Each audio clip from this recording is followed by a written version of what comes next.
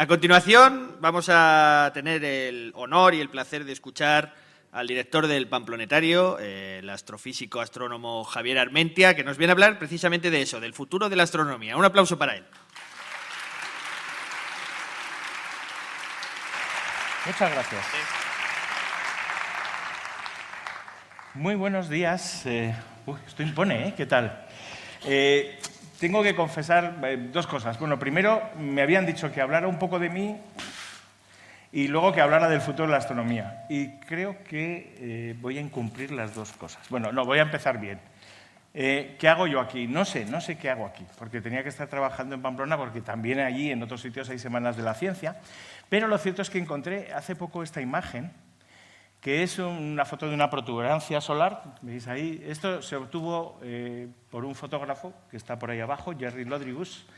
Era alguien que vio un eclipse anular que hubo el 30 de mayo de 1984. En ese mismo momento en que la luna estaba tapando al sol y no lo tapaba del todo, por eso era un eclipse anular, había unos alumnos que estaban acabando astronomía en matemáticas y astrofísica en física de la Complutense, que nos fuimos a Llarida, cerca de Casablanca, a observar este fenómeno celeste y a obtener imágenes. No pudimos obtener esa imagen de la protuberancia, por eso he puesto la americana. El que está a la derecha en el inserto es el que saca la foto, que era yo, el señor ese de turbante. Señor, era un chavalín, ¿no? Quiero decir, ¿qué hago yo? Pues empecé a hacer tonterías en el año 84 y dentro de una semana, el día 26, cumplimos en el planetario 30 años, ¿no? Entre medias he podido ir a observatorios, he trabajado y me he puesto a mirar el cielo y sobre todo a contároslo, a contar a la gente que quiera escucharlo, ¿no? Por eso digo yo que me habrán pedido que hable del futuro de la astronomía. Y aquí viene la segunda parte, ¿no? Yo también tengo láminas antiguas ¿Qué pasa? Esto no estaba conchavado, ¿eh? ¿No? O sea, esto ha sido así. Esta es más posterior, esta es de finales del siglo XIX, cuando se pensaba en cómo era el futuro.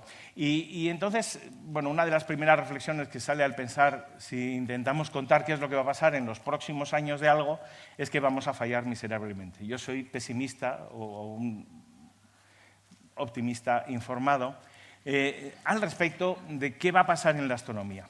Y os quería traer el caso, o salir con un caso pues más o menos de unas mujeres que empezaron a trabajar en el observatorio de Harvard, más o menos en la época en la que estaban pintando esa idea de cómo sería el año 2000, ¿no? Habían sido contratadas por ser mujeres, es decir, por cobrar menos que los hombres, ante la necesidad imperiosa de poder completar un trabajo ímprobo que estaba pagado por un astrónomo y gran comerciante, que era Henry Draper, y que había muerto y había dejado un legado para que Edward Pickering, el director del observatorio de Harvard, Massachusetts, en Estados Unidos, pudiera compilar todos los espectros de estrellas y poder obtener la información, ¿no? Había un reto. Esas placas fotográficas tenían un montón de información, pero ¿cómo conseguirla? Bueno, pues contrataron a unas mujeres que, según Pickering, además, por su naturaleza, estaban más dotadas para este trabajo repetitivo y cansino y cobraban menos, que no podían entrar al observatorio, que no podían observar, aunque luego algunas de ellas fueron de las mejores y más grandes astrofísicas de este siglo, como Henrietta Swan-Leavitt, que midió las cefeidas, unas estrellas en otras galaxias, Cecilia Payne-Gaposchkin, que descubrió de qué se componía y cuál era la fuente de energía de las estrellas realmente, Wilhelmina Fleming, bueno, 13 mujeres principalmente que trabajaron allí durante un montón de años, mientras que su jefe escribía cosas sobre el futuro de la astronomía. Y de aquí viene el hilo de lo que os quería, por lo tanto, contar en esta historia, ¿no? Edward Pickering en 1909 escribió un libro, una novela, un artículo que se llamaba precisamente El futuro de la astronomía. Y, curiosidades, 63 años después, Gilles Greenstein, que era un astrofísico de Caltech, escribió también un importante artículo sobre el futuro de la astronomía, que resumía la reunión de los principales astrofísicos de la Sociedad Estadounidense de Astronomía, que habían evaluado en los años 70 cómo iba a ser el futuro de la astronomía. Cuando estaba preparando esto me di cuenta que el especial de agosto de la revista Astronomy, una de las revistas de popularización, de divulgación astronómica más importantes del mundo, había hecho un número especial para ver cómo serían los 50 próximos años de la astronomía, ¿no? Y dije, ya está la charla hecha. Voy a hablar de la historia del futuro de la astronomía. En 1909, ¿qué contaba Pickering? Él hablaba de los grandes telescopios. Aquí vemos en la imagen al observatorio Yerkes, un gran telescopio refractor de casi 1 metro, la lente era 1 metro de diámetro, era una pasada.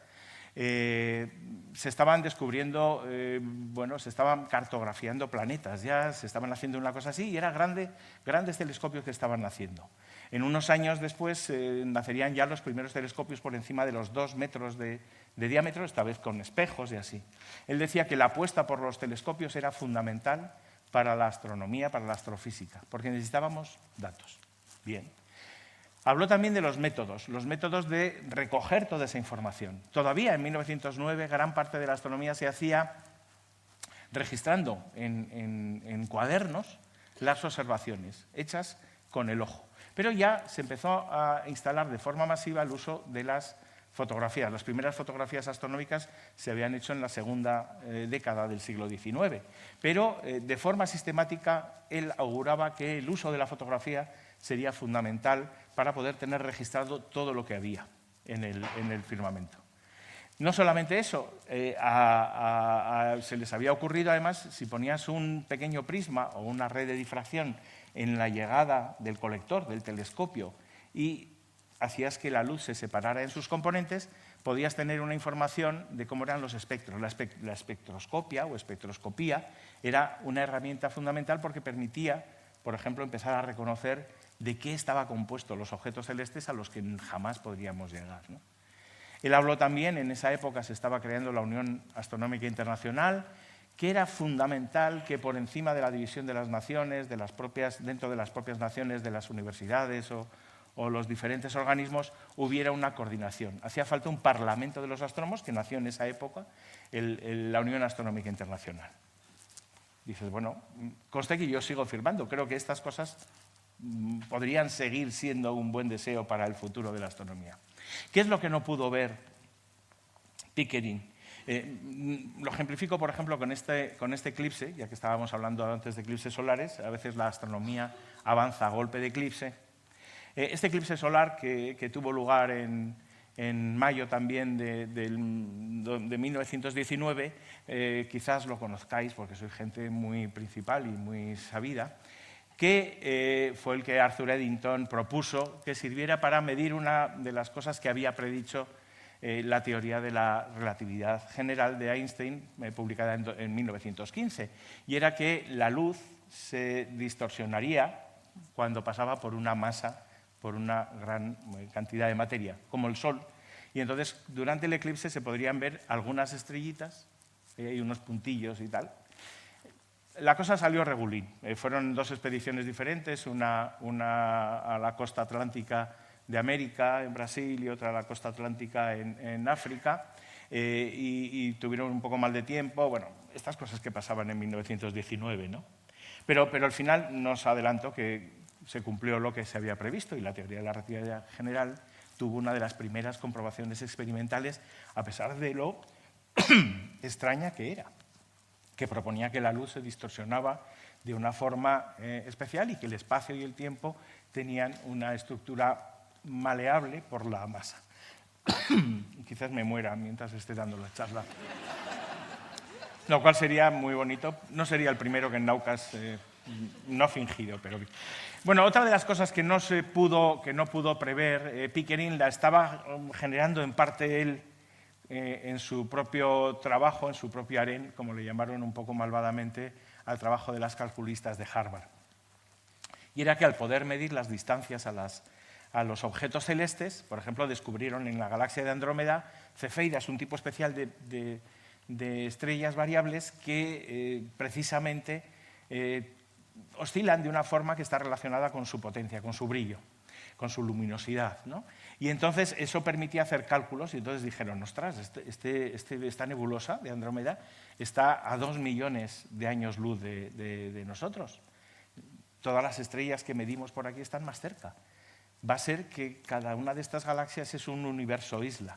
Y hubo un gran debate a comienzos de enero de 1925, donde se dictaminó que el universo era muchísimo más grande de lo que se había pensado, que nuestra galaxia, con sus cientos de miles de millones de estrellas, solo era una de los cientos de miles de millones de galaxias que había por ahí más lejos. El universo se había hecho muchísimo más complejo de lo que jamás Pickering había leído. Mientras tanto, ya veis que esto es 1927, lo otro era 1925, el abad Lemaitre, junto con Einstein, que se vieron ese año, se pusieron de acuerdo en que una de las explicaciones de ese tocho de ecuaciones que está pintado por esa expresión que también mucha gente de aquí habrá entendido y comprendido, y suerte.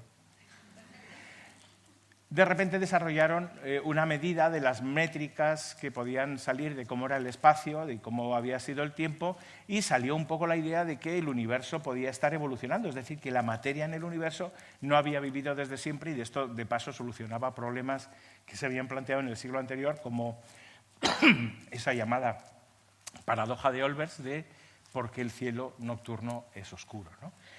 No solamente eso, sino que esos años también, y usando otro gran telescopio, esto sí predicho por Pickering, el telescopio de 2,30 metros de Monte Wilson, llevado por Edwin Hubble y por Milton Hugh Mason, que había comenzado su vida como mulero para subir las piezas del telescopio, con lo cual vemos que entonces sí habría progreso en la astronomía. Se dieron cuenta que las galaxias más lejanas estaban alejándose más rápido de nosotros que las más cercanas. Es lo que se llama la ley de Hubble, también cosas que se hablan normalmente en las charlas de astronomía, pero que hoy no me da tiempo a contar. De resultas, había habido un momento muy denso y muy caliente del universo, que es eso que se empezó a conocer años después como el Big Bang, y que tampoco nadie había predicho en aquella época, porque cuando Pickering comenzó todos sus trabajos y sus previsiones de futuros, se imaginaba que el universo, con un buen comportar, era eterno, como lo permitía la mecánica newtoniana. No solamente eso, sino que había un montón de tipos oscuros, como son los físicos teóricos, pero muy encantadores. Tengo algún familiar también por ahí, no. Que se dedicaban precisamente a analizar la naturaleza íntima de la materia y también con tochos de ecuación, como la de Schrödinger, pues nos hablaban de las funciones de onda, de que la naturaleza tenía la materia tenía una naturaleza estadística, que toda la realidad se conformaba con una causalidad muy diferente de la que estábamos acostumbrados y que había que dar la vuelta a todo el universo, cosa que a los astrónomos nos deja sin más, nos complica un poco el trabajo, pero nos permitía muy bien entender de repente que, por ejemplo, los elementos de la tabla periódica pues respondieran a un tipo de ordenación que había una física subyacente. A la gente que hace física le encanta que el orden subyacente se manifieste de formas diferentes y se pueda predecir, por ejemplo, con la abundancia de los elementos o cuál puede ser su origen o muchas otras cosas. Estoy hablando justo de esos 20 años que mediaban desde lo que había predicho Pickering a la realidad. Y en el año 30, un ingeniero que estaba trabajando con unas antenas de comunicación en ondas de radio, son unas antenas raras, como veis, era un dispositivo que permitía girar y que le permitía además enfocar, digamos, las ondas a diferentes sitios, y se encontró con que había un fondo que era ruido, digamos, ondas de radio que emitía la galaxia, que emitía el Sol, que emitían diferentes objetos. Había nacido la radioastronomía. Era la primera vez que observábamos el universo en otras longitudes de onda, pero no fue la única, ¿no? La llegada posteriormente de la era espacial nos permitió salir fuera de la atmósfera, que es el sueño de todos los astrónomos del mundo, y poder observar sin que esté nublado ni que las nubes o el aire te coman la mitad de lo que estás viendo del cielo. Es cierto que también te evitan que te frías directamente con rayos ultravioleta, mutes en pocos minutos y mueras calcinado, pero esto es un problema secundario frente a lo importante de observar el universo.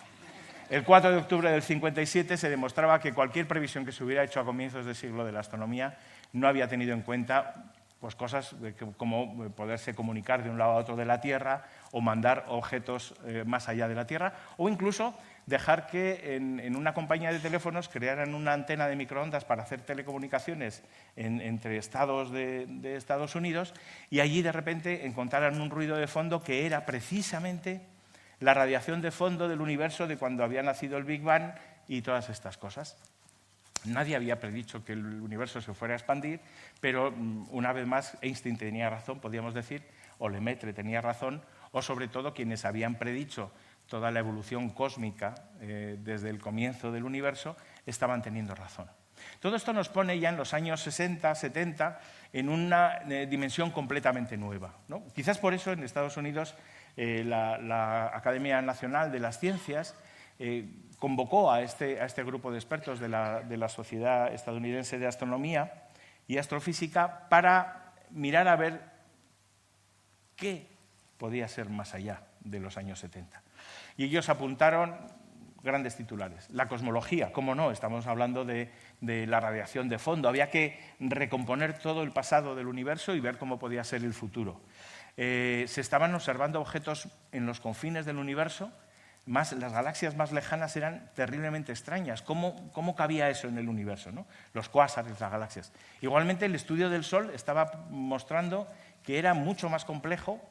La estrella más cercana la empezábamos a dejar de entender. Había que aplicar realmente todas las ecuaciones de la magnetoidodinámica, de las ecuaciones de la mecánica cuántica y permitir entender cuáles eran los procesos.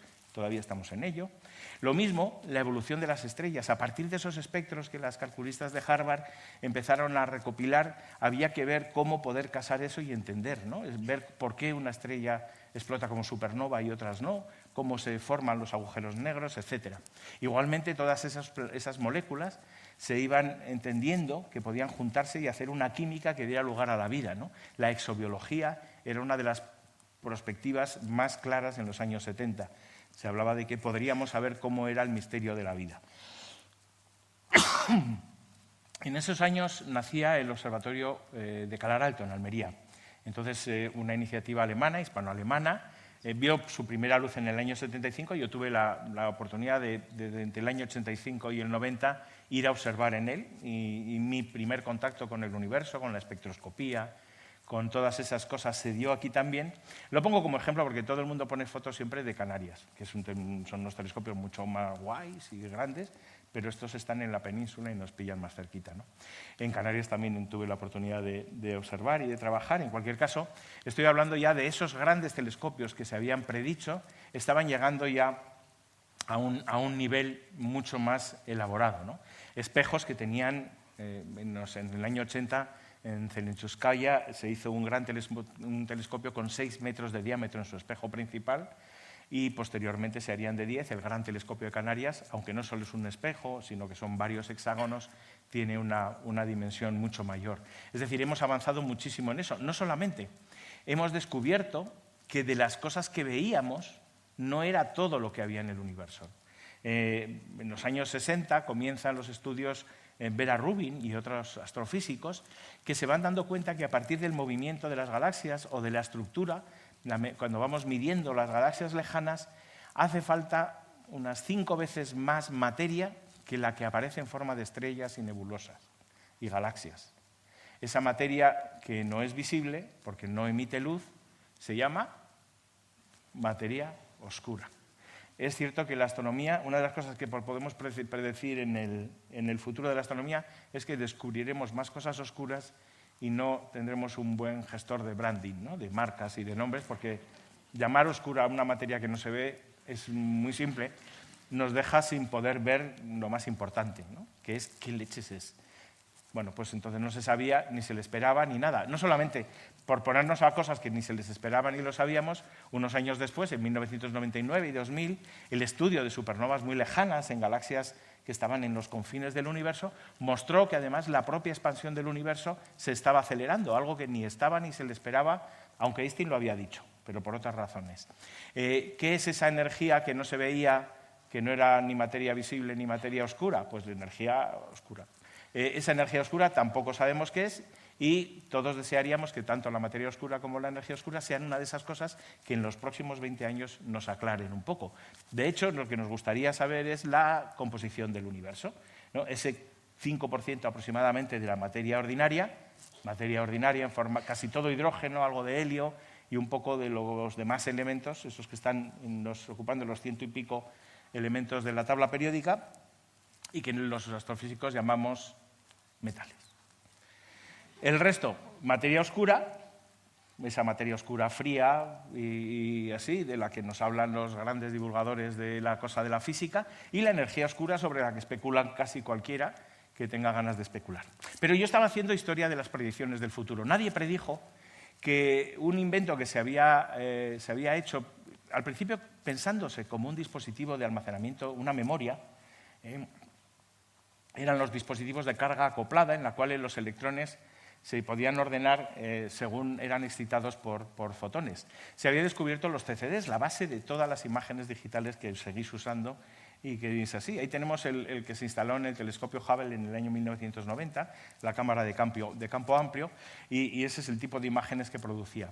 La astronomía en los 80 fue un verdadero boom, no solamente por la introducción de nuevos detectores que permitían registrar mucho mejor y mucho más rápido, de forma más sensible, la luz, sino que también podíamos tomar la luz desde otros sitios. Esta es una imagen del último gran telescopio tocho que hemos puesto en el espacio, el JVST, es decir, el Just Wonderful Space Telescope, como se le tendría que haber llamado, en vez del nombre de un homófobo.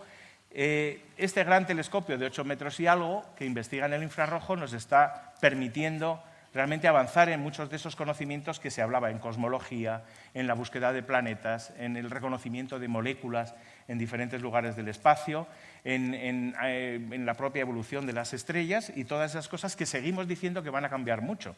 Como van a cambiar mucho la próxima generación de telescopios que tendremos, esta es una foto muy bonita que sacaron hace poquito. De hecho, creo que la sacaron para Halloween, los de ESO, lo del Observatorio Europeo Austral, es la Luna saliendo por el Cerro Armazones, que es en Chile, donde están instalando ese gran telescopio que tendrá casi 40 metros de diámetro complejo en su esto. Es la nueva generación de grandes telescopios que nos va a marcar también no solamente la posibilidad de observar nuevos objetos más débiles, tener más datos y poder hacer cosas. A esto se junta, y ya voy a ir llegando hacia el final, porque veo que no me queda tampoco demasiado, la posibilidad que se está haciendo práctica este año de juntar muy bien observaciones de sitios diferentes. La interferometría de muy larga base en ondas de radio se viene haciendo desde los años 80, pero la interferometría a este nivel de precisión y de coordinación la pudimos ver todos hace unos años en marcha con el EHT, con el telescopio del horizonte de eventos, que realmente eran 9 radioobservatorios en diferentes partes del mundo y que nos dieron esta imagen de un agujero central de una galaxia, ¿no? Luego el de la propia Vía Láctea. O estas colaboraciones como Aura, a la que os invito mirar un poco, porque es estadounidense, pero es magnífica también. Es toda una serie de institutos y observatorios en diferentes partes del mundo que están ya empezando a trabajar de forma coordinada. Por ejemplo, el Vera Rubin, el Observatorio Vera Rubin, precisamente la mujer de la materia oscura, que predijo y que probó que existía materia oscura. Ese observatorio va a funcionar de una forma muy diferente a la de los observatorios o telescopios que hemos hecho tradicionales, donde tú lo que haces con un telescopio es apuntar a un objeto que te interesa y obtener información de él, ¿no? Este va a estar, una de sus formas de funcionamiento es ir barriendo el cielo y ver lo que encuentra. Es lo mismo que hace Gaia en el espacio, esta misión de la Agencia Espacial Europea, y que nos manda una cantidad mogollónica de datos que directamente tenemos que gestionar gracias a los ordenadores y, afortunadamente, este es otro de los grandes futuros de la astronomía. Lo mismo están haciendo una astronomía multimensajero, porque ahora también no solamente medimos ondas electromagnéticas, sino desde 2016-2017 se empezaron a medir objetos que emiten ondas gravitacionales. Una vez más, los periódicos dijeron, Einstein tenía razón. Pero se suele soslayar en este recorrido por grandes descubrimientos que han venido y seguirán viniendo el valor de la ciencia abierta, ¿no? La ciencia abierta que desde los años 90, 91, cuando se montó Archive, permitió que primero en la astronomía y luego en otras ciencias empezara a fluir la información de una forma colaborativa para todas las científicas y científicos y ahora también incorporando a la ciudadanía. Este será uno de los grandes cambios. Lo mismo que esos planteamientos autocríticos que deberíamos hacer, y por eso lo pongo casi en la antepenúltima diapo, que es la descolonización. Esto es una manifestación contra un telescopio que se va a poner en Mauna Kea, que está muy bien, pero no les preguntaron a la gente que habitaba allí durante muchos años. Estas cosas hay que hacerlas, no conviene. Y, por supuesto, y con esto casi termino, la ocupación de la noche oscura. Habéis hablado de Elon Musk. Esto es lo que produce en un gran telescopio cuando se pone ahí en medio. Para terminar, el futuro de la astronomía, como yo os he contado cuál era el futuro de la historia de la astronomía, lo dejo aquí. Habrá más observatorios, habrá más planetas habitables, habrá más de todo. Y yo espero dentro de 20 años venir a contaros lo que será interesante, que no es ninguna de estas cosas. Gracias.